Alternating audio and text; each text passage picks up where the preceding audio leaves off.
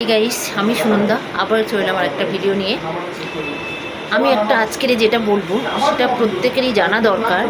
অনেকেই হয়তো এই ভুল ফাঁদে হয়তো পা দিয়ে ফেলেছেন বা দেবেন, তার জন্যই প্রত্যেককে এটা জানানো ভীষণ প্রয়োজন যে প্রতিটা স্টেশনে দেখবেন, মানে প্রতিটা নয়, মানে বেশ কিছু স্টেশনে দেখবেন, মেট্রো স্টেশন, আপনার এমনি স্টেশনগুলো দেখবেন যে বাইরে কিছু মহিলা, কিছু ছেলে, তারা কি করেন, ইয়াং ছেলে মেয়েরা আপনার ব্যাগ ঝুলানো থাকে গলাতে, তারপরে আপনাদের কাছ থেকে ফোন নাম্বার চায় বা কিছু অফার দেয়, যেই একটা কুপন নিলে আপনি এই জিনিসটা কিনলে এখানে আপনি হয়তো 2 রাত 3 দিন বেড়াতে যেতে পারবেন, যাওয়াটা আপনার ফ্রি পাবেন। এইভাবে কিছু কুপন সিস্টেম করা থাকে ওদেরকে, সেগুলো দেয়। অনেকে হয়তো এই ভুল ফাঁদে পা দিয়েই ফেলেছেন, কিন্তু এই ভুলটা একদম করবেন না।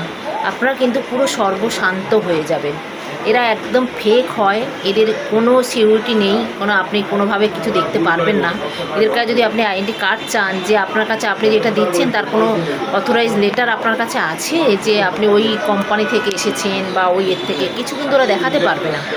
কিন্তু আপনাদের নানান রকমভাবে বুঝিয়ে এই ফোন নাম্বারটা জোগাড় করে নেবে আপনাদের কাছ থেকে।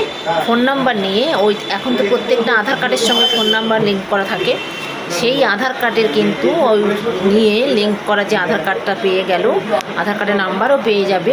নানান রকম এখন তো ফেক তো চারিদিকে ভর্তি, স্ক্যাম মানে চারিদিকে ভর্তি হয়ে গেছে। ভীষণ সাবধানে চলাফেরা করতে হবে, ভীষণ কান মানে চোখ সবসময় খোলা রেখে চলতে হবে। এইরকম এইগুলো বেশিরভাগ সাইবার ক্রাইমের কেসগুলো হয়।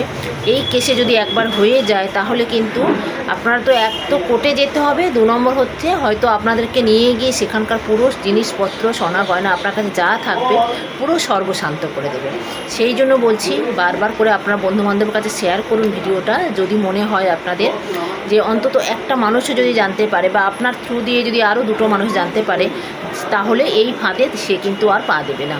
তাই বলছি, আইন নিয়ে সচেতন থাকুন আর চোখ কান খোলা রাখুন।